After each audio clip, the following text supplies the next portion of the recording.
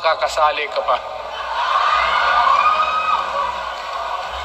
No, Mr. President, pinilit ninyo kami. Kayo yung sa Bisaya, kinikitoy mo yung Pilipino. You are testing the waters, not even. You are, pushing to the limits ang pasensya ng Pilipino. Huwag mong gawin yan. Huwag mong gawin yan, huwag mong ituloyan kaya magkagulo. Pag hindi namin napilitan kayo sa mga rallies, sa aming mga boses, ang sentimento namin, ako'y sinasabi ko sa military, nag-hemorrhage ang bayan, gastos dito ng gastos doon. Tapos kung mag-speech, ang pinag-usapan ang putang inang pobreng Pilipino. Gastos dito, gastos doon. Mga military, maawa kayo sa bayan. Pag hindi namin kaya, gawin na ninyo.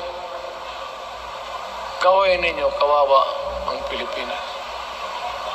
Alam mo, Presidente, tapos mag-parliament, tumatakbo ng assemblyman o congressman niya si Sandro, tapos ipasok nila sa assembly, gawain nilang prime minister.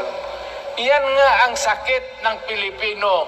You want to perpetuate yourself in power at the expense ng buhay ng bayan.